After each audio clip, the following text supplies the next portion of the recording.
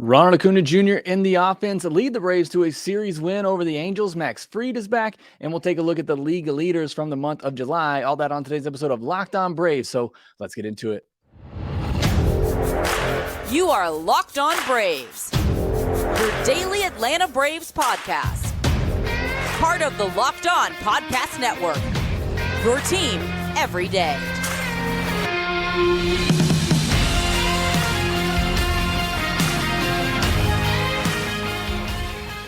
Hey, and welcome back to Locked On Braves, part of Locked On Sports Atlanta, where we cover your favorite Atlanta sports teams each and every day. I am your host, Jacob Mastriani, and you can follow me on Twitter at ShortstopBall. Also, make sure you check out my written work over at BravesToday.com. Make sure you follow the podcast on Twitter at LockedOn_Braves. Send in any questions, comments, or feedback that you have for the podcast. We'll have our mailbag episode on Friday, so be looking out for the tweet from that main account, LockedOn_Braves, where you can submit your question to be answered on our Friday mailbag podcast. Make sure if you're new and watching on YouTube, you hit that subscribe button. We're almost to 6,500 subscribers. Hopefully we'll be there by the time this episode drops. If you're watching there as well, hit the thumbs up button and help support the show. Thank you so much for all those who do that each and every time. Shout out to some of our everydayers, those who make Locked On Braves your first listen of each and every day. We got B Games, Leland Hurt, Timothy Mitz is an almost everydayer, so I count it. Andrew Coleman, the only Rios, Ian Greenolds says an everydayer for 2 years now. That's fantastic. Garrett Clemens, Kay Reeder, Gary Gibson, Ivan from Puerto Rico. I love hearing from people who listen from all over the country and outside as well. David Searles, Joshua Britt says he's pushed liked on every button or not every podcast. So thank you so much for doing that. Push all the buttons if you can. Ryan from Maine, Wit Dog, and Floppy Toppy. Thank you so much for being everydayers. Today's episode is brought to you by eBay Motors. This episode of Locked On Braves is a championship team. It's about each player being a perfect fit. Same with your vehicle. So for parts that fit, head to eBay Motors and look for the green check. Stay in the game with eBay Guaranteed Fit. ebaymotors.com. Let's ride. eBay Guaranteed Fit only available to U.S. customers. Eligible items only. On today's episode, we're going to recap a Wednesday's game. A 12-4 win over the Angels, a series clinching win. We'll discuss all of that there. Get into our July league leaders in our Through the League Thursday segment, and then a little bit of news update. Max Fried coming back, Charlie Culberson, maybe not, and a Ben Heller option as well. We'll discuss those a little bit later in the podcast. But let's start with Wednesday's game, a 12-4 win over the Angels offense during a day game. Wins during a day game. These are things I think we take for granted this year, but last year it was such a struggle to really, win day games, obviously, as we know, but for the offense to really come out like they did in this one. It's not something we saw a lot last year in day games. We've seen it more this season, but I just want to point it out because it's something we all griped about a lot last year. And again, with this offense, the way they're going right now, it doesn't really matter what time of day it is. They just seem to put up a bunch of runs, 12 runs on 12 hits and 6 walks to just 4 strikeouts. They had a little bit of a lull there where they were racking up the strikeouts, really going back to that first Milwaukee series in Milwaukee, and really those 2 series in a row there. We're starting to see the strikeouts come back up a little bit, but for the most part this season, Braves have done a much better job of cutting down their strikeouts, changing their approach with 2 strikes, still big swings, but looking to drive the ball the other way. We saw Michael Harris do that some. We've seen Arcia do it a lot throughout the season as well. Facing Giolito, who I talked about yesterday, he's either been really, really good. I think it was 14 starts of 2 earned or less, but 6 starts of 4 earned or more. So he'd either been really good or he'd been really bad. And for the most part, he'd been really good. But now in 2 starts with the Angels, not so much. And the Braves really tagged him on a Wednesday afternoon. Your leadoff hitter and your 9-hole hitter combined for 6 hits, 7 runs, and 5 runs batted in. That is just incredible. And not many teams have a 9-hole hitter of Michael Harris and a leadoff man of Ronald Acun Jr. And those 2 guys hitting back-to-back. And that's why I love them hitting back-to-back like they do. Again, maybe you put Michael Harris in the 2 spot and that doesn't change much. But again, I hate to really mess with that, even though there's obviously a case to be made for Michael Harris to move up in the lineup or up in the order. It's just, I love having those guys back to back the way that they are. And it's such a deadly combination.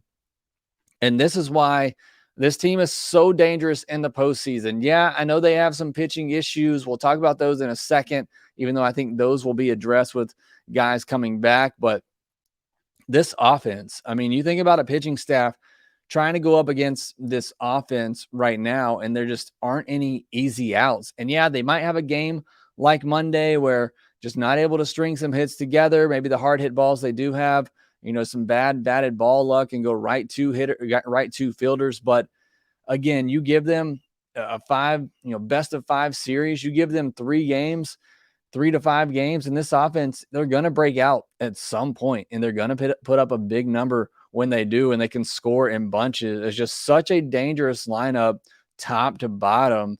And again, you have them pretty much go quiet in this series for a game and a half, and then it's just they can put up, again, a bunch of number of runs on you and some crooked numbers really quickly. And you just know at some point in a series, they're going to break out. They can change a game with the swing of a bat just like that, whether to get back in a game or to put a game away, as they continue to do on Wednesday. It's just truly special. Obviously, what Ronald's doing at the top of the lineup is historic. It seems like every time he hits a home run or steals a base right now, he's doing something that either hasn't been done ever or hasn't been done in a really long time. He was hitless coming in the series, coming into the game on Wednesday, and then he gets the scoring started with a 3-run homer to dead center. Giolito got away with a pitch. I think it was either a changeup or a slider that he left right over the plate that Ronald swung through, and then he did it again, a changeup that stayed right down the middle, and Ronald didn't miss it this time and crushed it to center field for a 3-run homer, his 25th of the year. I believe the stat is that he is the first player since Hanley Ramirez in 2007 to have 25 home runs and 50 stolen bases. So again, every time he's doing something on a baseball field right now, it seems like it's hasn't been done in a long time, or if not ever. Exit velocities for Ronald in this game: 112.5 miles per hour, 110.6 miles per hour, and 107.9 miles per hour on his hits. And then the ground out he had was 93 miles per hour.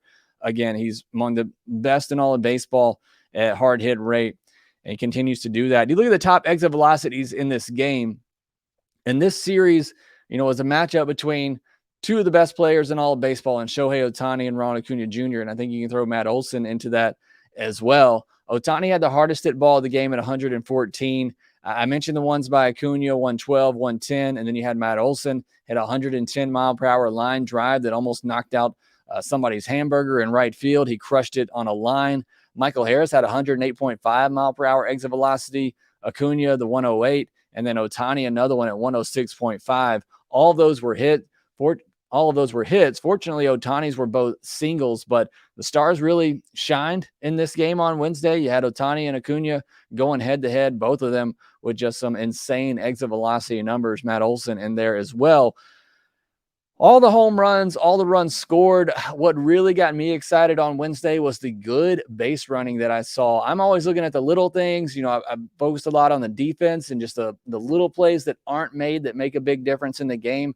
Base running's another part of this, one of those little things that adds up. I loved Rosario and Arcia moving up on a pass ball, a ball where check swing by Michael Harris, so you couldn't really tell if it's a foul ball or not. The catcher missed it. It went off his glove. He kind of lost it under his feet. And then a heads-up base running by Rosario and Arcia to go to take a base. So instead of first and second, where you got a potential double play, it goes to second and third.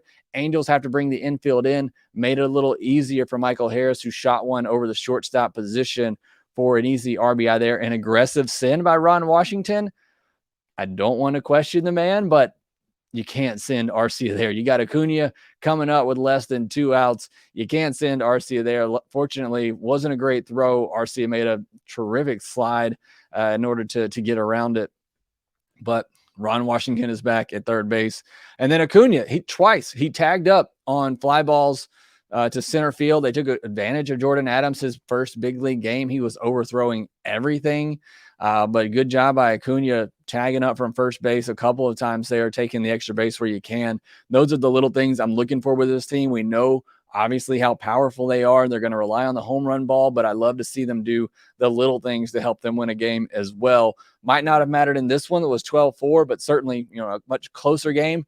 That could help the Rays pull away as they did in this one or get back in it. What about some rest? I wanted to bring this up as well, and I don't want to harp on this too much. We've talked about it some, the idea of giving guys a day off here or there, and that's not really what I want to focus on here. I'm at the point now where, and they talked about this on the broadcast on Wednesday as well, these guys want to play every day, and it's not like they're going up to Snitker and saying, "Hey, I need a day." That's not the case, and if it were, then Snitker would give it to them.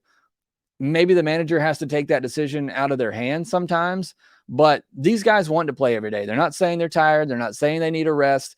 If they want to play, then let them play. Who's to say, and this is the point that I've made, who's to say taking a day off in August or 1 day or 2 days off in July really keeps you that much fresh and healthier for September, October? I don't know. Again, I'm waiting on somebody to send me the data that proves that. So if these guys want to play, let them play. My thing is here, with such a big lead late in a game, why not get these guys out of there to avoid a possible injury like we almost saw with Ozzie Albies in a 7-run game in the 9th inning? He nearly twisted his ankle. Why not take these guys out in a 7-run game in the 7th, 8th, and 9th inning? Not only just to give your bench guys some work, which is basically the only way they're going to get into a game these days, but also, like I said, to not put these guys out here in a situation to get injured in a blowout game. Again, I don't want to harp on it too much. I'm not overly upset about it. I'm not upset about it at all, but it just, again, I feel like the Braves have had a lot of these blowout wins lately, and they're just keeping the starters in there throughout the entire game. Especially, you just got Nicky Lopez. Don't you want to get him into a game and get him out there with a new team? I don't know. I don't understand that part of it. Look, I'm fine. You want to let them start every game and they want to, then whatever. I'm over that at this point. Not that I've ever really thought it was a bad thing, but I am over it at the point that it's just going to happen. It's going to be what it's going to be. But in these blowout wins, why not get Forrest Wall out there, who hasn't played hardly since coming up, had a couple of pinch run appearances? Why not get Nicky Lopez a shot out there in the field? That, to me, I just don't understand quite as much. And then finally, I did want to talk about Yonny Chirinos in this game. 5+ innings, 6 hits, a walk, 3 earned, 5 strikeouts. Faced 2 batters to start the 6th inning. Both were in. One an infield single, one a shot by Ohtani for a single. I thought he was good. Only 8 whiffs on 43 swings. He doesn't have that swing and miss stuff, but he did get 5 strikeouts, 4 of those on splitters below the zone. I think they kept saying that those were sliders on the broadcast, but they were registering as splitters on Baseball Savant. 7 whiffs on 18 swings against that splitter. I told you that splitter is his best pitch. It's a pitch he's really started to go more to. Even going back to it, this final couple of outings with the Rays, it's a pitch he's really started to focus on more. The only other strikeout he had, it was on a 3-2 sinker below the zone that probably should have been ball 4, but it's a 9-1 game. You got to swing at that pitch. He has a good pitch mix to be good. You got a slider with some break down and away. You got a splitter with some straight down drop, and you got a sinker that's going in on righties. So you got 3 pitches all kind of moving downward. So you should get a lot of weak contact and ground balls his way, all moving in different directions. Not too different to what Bryce Elder's doing, but again, he's got to get that ball down. You saw the hit he gave up to Ohtani earlier in the game was a splitter that stayed up. They got absolutely crushed. Lucky that stayed in the ballpark. So he has a pitch mix to be an effective pitcher. You worry about him that 3rd time through, which is when he got yanked in this one after giving up the 2 hits in the 6th inning after going at the top of the lineup for a 3rd time. So again, I think there's an ability for him there maybe to be a solid 5th starter that can get you through a lineup 2 times and hopefully get you through 5 innings.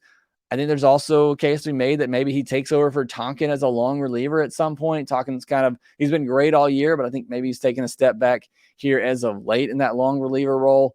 So encouraging outing for Chirinos. And again, I like the pitch mix. I think he has the ability to be good. I think there's also the chance, neither he or Tonkin are on the postseason roster, but either way, he was good on Wednesday, helped the Braves get a win. We'll see if it earns him another start in the rotation. I think it probably will. All right, next, I want to go back over our Through the League Thursday segment, go through our July leaders, both team and player-wise. We'll discuss that next.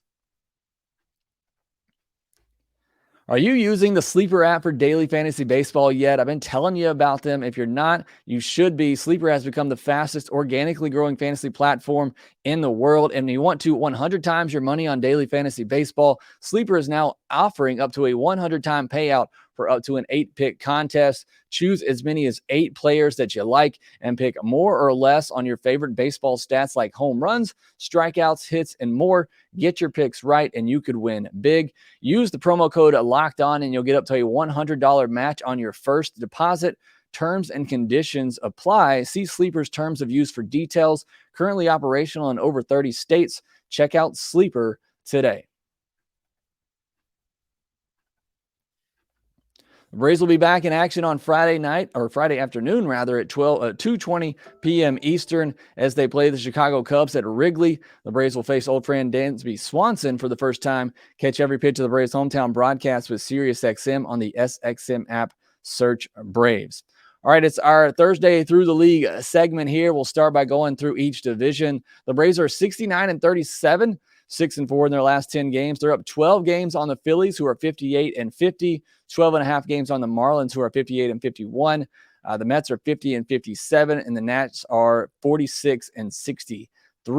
You go to the AL East, pretty much every other division is a tight race except for the Braves, which will be fun to watch down the stretch.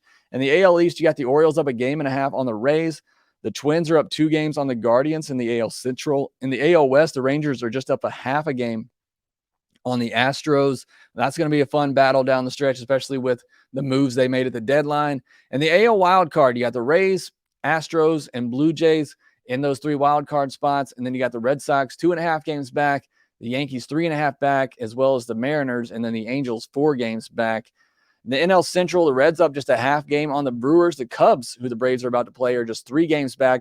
Cubs and Reds have another game on Thursday. That'll be fun to watch. In the NL West, the Dodgers are up 2.5 games on the Giants now, as the Diamondbacks have slid back some. In the NL wild card, it's the Giants, Phillies, and then Miami and Milwaukee are tied for that last spot at the moment. Arizona's just 1 game back. The Cubs are just 2.5 games back. And then the Padres are 4 games back. So tight races everywhere except for the NL East. Makes for a lot of fun baseball here in August and September. Really enjoying watching a lot of these other games right now with all these tight contests that you have. All right, I know we're a couple days into August, but I wanted to go back to July and give you the league leaders for the month of July, both team-wise and player-wise. The Braves were 13-10 in July. Obviously got off to a hot start, carrying over from June, then a little bit of a rough start out of the All-Star break, and then picked it up there at the end. But a 13-10 month, so a winning month, only 23 games. So keep that in mind when we're looking at some of these stats for the month of July. The Braves only played 23 games. You had a lot of teams played 25, 26. Some even played 27. So keep that in mind. Team-wise, as far as average goes, all these stats will be team stats here. Average, Boston led with 284. Braves played them in July. St. Louis, 275. Miami, 272. Braves just a 259 team average in the month of July. But OPS, Braves led all of baseball in July at 822. Red Sox, 815. The Dodgers, 813. Home runs, Braves led there. 47 home runs in the month of July. 41 from the Angels and 40 from the Astros. ERA, San Diego had a 3.25 team ERA, Toronto 3.27, Seattle 3.35. The Braves almost a full run higher than that at 4.37. So pitching staff, as we know, has not been great here in the month of July, or was not great in the month of July. WHIP leaders, Seattle 1.12, Rays 1.14, Milwaukee 1.16, and the Braves were at 1.31. So again, pitching not great. Strikeout leaders, you have Milwaukee at 255, the Padres at 2, and Mariners at 247. Braves all the way down at 195, and over 40 of those coming from Spencer Strider. Now, moving to the player side of things, I thought this was pretty cool. The average leaders for the month of July, Wilson Contreras led all hitters at 429. Granted, he only played 17 games, but William Contreras, his brother, 365, had the second highest average in the month of July. And then Freddie Freeman and Kyle Tucker both had a 359 average. OPS leaders for the month of July, Wilson Contreras, 1282. Tristan Casas for the Red Sox, 1200. Ohtani, 1152. Freddie Freeman, 1119. Kyle Tucker, 1123. And Matt Olson, 1093. Home runs in July, Machado had 11. Muncy, Ohtani, and Austin Riley all had 9. And then Olson and 4 others had 8. RBI leaders in July, Machado had 29, Justin Turner 28, Bellinger 24, Arenado, McCormick, and Tucker 23, and then Olsen had 22 and Riley had 21. ERA leaders in July, Blake Snell, he's really pushing for that NL Cy Young. He had a 0.56 ERA in July. Barrios had a 1.84, Burns 1.85. Braves were lucky to miss Burns in those 2 series. They played the Brewers. Kodai Senga, who the Braves haven't seen this year yet either, but possibly will here in a couple of weeks. He had a 1.93 ERA in July. Evaldi 1.96. Braves top ERA leaders, Morton at 3.15 and Strider at 3.73. WHIP leaders for July, Corbin Burns 0.72, Cole 0.80, Senga 0.86, Luis Castillo 0.89, and Zach Wheeler 0.92. Strider had a 1.02 WHIP in the month of July, and Strider led all of baseball with 53 strikeouts. Sorry, I said 40 a minute ago. He had over 50 strikeouts in July. So 53 strikeouts for Strider in July. Glasnow had 51, but he had one more start than Strider in the month of July. Corbin Burns had 47, and Pavetta and Joe Ryan had 43. So those were your league leaders for the month of July. I want to make sure I go back and do the monthly recap there. Next week, I'll probably give an update on the awards, where those stand right now, who's your leader for the MVP, Cy Young, Rookie of the Year, and all that. I'll likely do that on next week's Thursday Through the League segment. All right, got a little bit of news to get to from a Wednesday after the game, including big ace coming back to the mound in Max Fried. We'll discuss that next.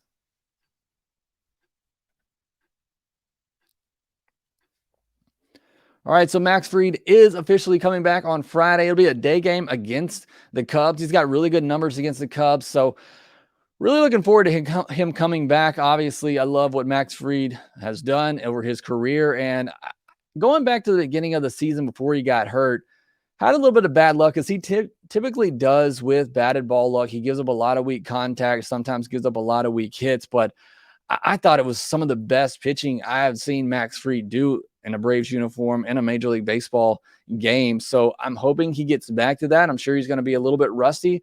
Take him some time to get back to that level of pitching, but it's one of the biggest keys for the Braves. There's no doubt coming down the stretch here.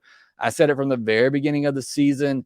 You know, the biggest key to the Braves winning a World Series is having Spencer Strider and Max Fried healthy come postseason time. Braves didn't make a big trade for a starter at the deadline. Again, I don't know that there was really anything out there other than Scherzer or Verlander that they could have done, and those weren't going to happen for the Braves. So it really comes down to Strider and Fried. Can they be co-aces at the top of this rotation? Can they be healthy and ready to go for the postseason? If they are, with the offense the Braves have, feel really good about their chances of going deep into the postseason and possibly winning another World Series. So something I'll be keeping my eye on as Max Fried returns. Obviously, just excited to see him pitch again, but want to see how quickly he can get back to being that ace level. We'll see that begin on Friday in Chicago. Cubs have been really hot here lately as well. We'll talk more about that on tomorrow's Mailbag podcast, previewing that series, but they just absolutely crushed the Reds these last 2 games on Tuesday and Wednesday.